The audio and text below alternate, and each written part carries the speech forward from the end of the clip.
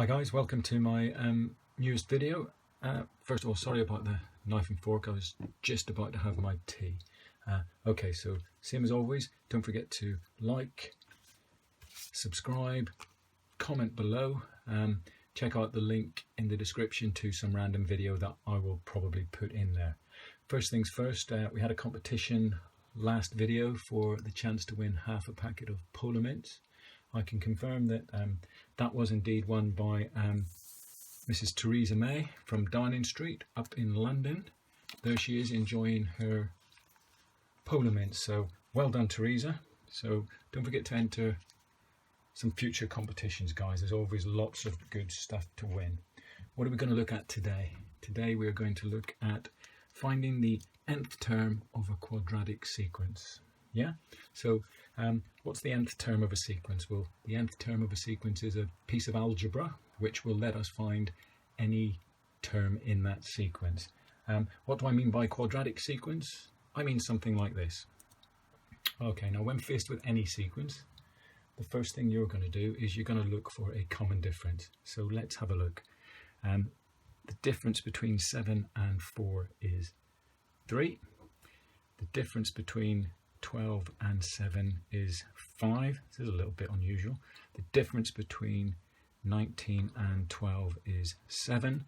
And the difference between 28 and 19 is 9. So there's no common difference. What do we do? Well, what we don't do is we don't give up. We keep going and we have a look to see if there might be a common second difference. What do I mean by that? I mean the difference between 5 and 3 is 2. The difference between 7 and 5 is also 2, and the difference between 9 and 7 is also 2. So what we found here is we have found a common second difference. Okay, now if a sequence has a common second difference, it means it's a quadratic sequence, and you need to remember something. You need to remember that you need to take that common second difference and divide it by 2. If you want to write it the grown-up way, it would look like that. Common second difference divided by 2. Okay, so let's remember that. Common second difference divided by 2. Our common second difference is 2, so let's take 2, divide it by 2, and that gives us 1. What that means is the nth term of our sequence will have one n squared in it. Our sequence has got an n squared in it. What do I mean by that? I mean that our sequence is closely related to, think of it as the n squared times tables. Now, you might know that better as the square numbers. Okay, there's our square numbers. 1 times 1 is 1, 2 times 2 is 4, 3 times 3 is 9, and so on. So our sequence is really closely related to n squared, which is the square numbers.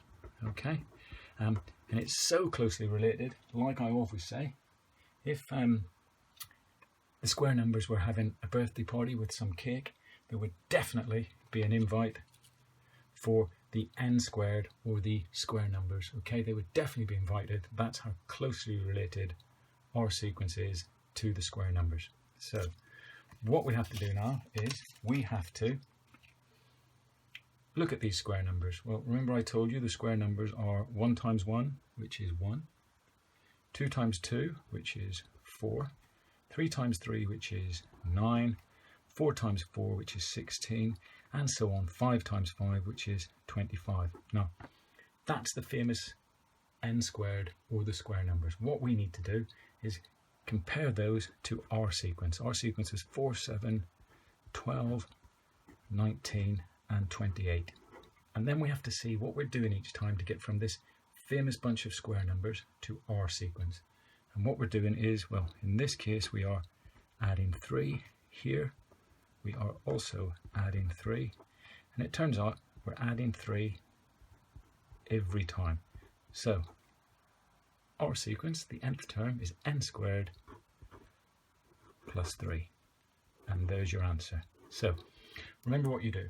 If you suspect it's a quadratic sequence, there will be no first common difference, but there will be a common second difference. You will divide that by 2.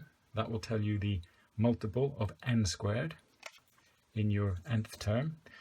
You then need to compare that multiple of n squared to your sequence and see what's happening each time. Now, if you are in the slightest bit wondering why you divide the common second difference by 2, and if you're concerned, like some people are, that there's not enough maths in these videos, pause the video now, pause it there, and have a look at this algebra, which will explain to you why you have to have the second common difference. Good, you've had plenty of time to look at that. What I'm going to do now is I'm going to ask you to pause things, and I'm going to ask you to have a go at one yourself. So I would like you to pause the video and find the nth term of this sequence. Okay, remember, look for a second common difference, divide that by 2, and that will tell you how many n squared you've got. Go for it. Yeah, I've got them on pause. Yeah, no, I never know what to do when I've got them on pause. They're having a go at that question. I might see if I can finish that that jigsaw I've been working on. Yeah, I might have a go at that. I've only got 2 bits to go. Let's have a look. Oh yeah, that fits nicely in there. Means I've just got this this one bit to go. It's a little bit tricky. I'll tell you what, if I just take that bit off there, that bit off there, that bit off there, I think that'll probably fit in quite nice. Yeah, great, job done. Right, this should be back by now.